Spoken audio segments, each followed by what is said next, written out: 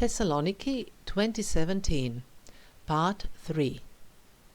Finally, I got to visit the White Tower, which is one of the symbols of Thessaloniki. Originally, the tower was a part of the walls that surrounded the city, but over time it has remained to stand alone on the shore. During the Ottoman rule, it also served as a jail, and when the Janissaries, elite army units, unsuccessfully rebelled against the Sultan in 1826, they were first imprisoned here and then killed. For this reason, the building got the unofficial name of the Bloody Tower, but then marketing experts jumped in. The tower was whitewashed and renamed into the White Tower. The White Tower is 35 meters high, and when you enter it, there is a broad, winding stairway leading to the top. In the center, at the level of the floors, there are small exhibition areas, but it is necessary to go all the way up in order to have a stunning view of the city. Still, one may also bear in mind that the tower was built for the defense purposes and was later used as a jail. Then, walking slowly by the sea, I went to the Aristotle Square, where I cooled down a bit with a tasty ice cream. Afterwards, I continued to a part of Thessaloniki that is particularly lively and full of cafes and restaurants. Although the entire city is filled with wonderful places to go out to and relax, this quarter seemed even more interesting. If you follow Mitropoleos Street towards the west from the Aristotle Square, you will come across Katouni Street, and there to the left and right, and as well as in the part of the city behind this street, there is a myriad of places where one may sit alone or with company, have a good meal, drink and time. Highly recommended. I was not hungry when I walked through this street of the city, but some time later, close to the flat in which I stayed, I passed by an unremarkable place that had a few tables out on the pavement that were all filled with local people. Admittedly, most of the restaurants and cafes in Thessaloniki are full, but I had a notion that this place may be especially good. I love to go to places where most of the guests are local people, but in Thessaloniki there are generally more locals than foreigners. On the other hand, I like even more to go to the places where, in addition to young people, there are also middle-aged and elderly, but what I like most is to go to the places where several generations sit at the same table, eat and obviously have a good time. Well, this was one such place. Each time I passed it, I saw a similar situation. Thus, one evening I decided to go there for my meal. The menu in English was completely funny, improvised and almost unusable, but that did not discourage me. And it turned out I was right. The food was simple and yet fantastic. I took squid that was perfect, meaty but easy to chew. I also got spinach and olives, and beer, local, always. In the evening I went for a walk by the sea. This time I was going from the White Tower in the opposite direction from the center, and there is a very long quay. Later in the day and in the evening there are a lot of people walking there, and it is quite a nice place if one wants to walk for several kilometers. But I'm sure it is also quite nice to go jogging or riding a bicycle there in the morning. As you move from the White Tower along the quay, there is a monument of Alexander the Great, riding audaciously on his Bucephalus. Still, no matter how grand this monument is, I'm not sure if it is bigger than the one in Skopje. And now it is time for me to say a few words on the subject, as I personally see it, along with apologies for any emotional injuries I may cause inadvertently, because I love both nations and I think it is a great pity, and I'm truly sorry that they are at odds regarding the name of the state and everything else that goes with it. Please note that this text was from 2017 and things have changed in the meantime. However, what I did say then was as follows. Skopje is the capital of the, for the time being, officially former Yugoslav Republic of Macedonia, hereinafter Fyrom. The reason is that Greece has never given a permit for this indisputably sovereign country north of Greece to be simply called Macedonia, which is the unofficial version most of the people and countries use. The north part of Greece covers a part of the historic territory that was called, and is still called, Macedonia. After all, Alexander was great, but he was also Macedon, for he was the ruler of Macedonia, as was his father before him. During the Roman domination, this province was also called Macedonia, and there is nothing debatable about this. Afterwards came Byzantium and the Turkish Empire, and since both of these states covered almost the complete territory of the Balkans, there were none of the problems that exist nowadays. After the Balkan Wars and World War I, when the Kingdom of Serbs, Croats and Slovenes was founded, it didn't occur to anybody to deal in particular with the Slav population that lived on the territory of the present-day Fyrom. So this region was also called South Serbia, with the Vardar province there. And then comes the end of World War II, when Comrade Tito, with his associates, concocted a country consisting of 6 republics, one of them being Macedonia. This is when the national and political problems started to appear.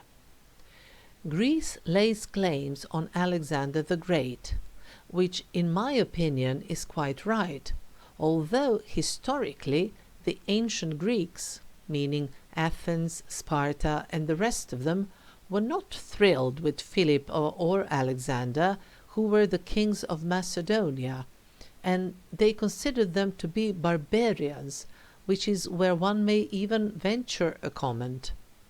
However, as far as Thessaloniki and its surroundings are concerned, the things are as clear as they can be. This is Macedonia without any doubt. All the royal centers of ancient Macedonia are situated on the territory of the present-day Greece. Thessaloniki was the center of the Roman province of Macedonia, etc. Alexander the Great may not have been a pure-blooded Greek according to the taste of the Athenians, but he certainly belonged to ancient Greek culture. On the other hand, a good portion of the present inhabitants of the Fyrom belong to the Slav race, and their language is Slavic by its origin and structure. But I think the problem keeps persisting, based on the fact that a lot of these inhabitants were born in the Republic of Macedonia, meaning the Yugoslav one from after World War II, and the independent one. And they naturally identify with this term as the name of the country of origin, with the derived adjective Macedonian, as in Macedonian nation, and the name of the language, Macedonian. And now a new name that would be acceptable to both parties need to be determined at some negotiations, and these same inhabitants need to be told that from now on they are no longer Macedonians in terms of the Fyrom, but rather something else. everybody would be messed up in their head. It is unclear what would have happened if Yugoslavia had survived, but with the gaining of independence, the things only got more complicated. To start with, the new state needed a name, and Greece is adamant about not allowing the term Macedonia to be used. I guess this is precaution in case some territorial ambitions appear among the North neighbors.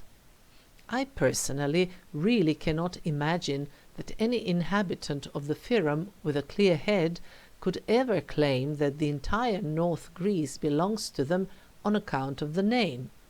But I also think that the Greeks are right and wise, and that certainly nothing should be left to chance. On the other hand, the Fyrom has not been very wise and prudent when gaining independence, putting on one of the first bills they printed an image of Alexander the Great. As a kind of excuse, I have to add that in the former Yugoslavia, the name of Alexander the Great went in parallel with Alexander of Macedonia, and the country had Socialist Republic of Macedonia, making it easy to create a linguistic link even without any historic grounds. If everything what the official history teaches us is true, the ancestors of the vast majority of the present-day inhabitants of the Fyrom came to the territory of the northern part of Macedonia 1,000 years after Alexander left it, never to return again. Be as it may, it's been years now, over 25 years, that negotiations start, then stop, and then the delegations part without finishing the job. And then they sit down again and start with discussions and negotiations, again with no agreement, etc. I don't know which phase they are currently in, but in the meantime somebody in the Fyrom came up with an idea to start building enormous monuments to Philip and Alexander the Great, naming motorways after them, etc. It will be difficult to find some good and mutually acceptable solution in the near future with such an attitude. But let me go back to much lighter topics, such as a relaxed tourist visit to Thessaloniki. In addition to wonderful places to enjoy food and drinks, Thessaloniki is almost like Rome. Every so often there is a structure from the past, from well-preserved buildings to parts of walls and remains of columns that may be seen in different places, and there is truly plenty of this.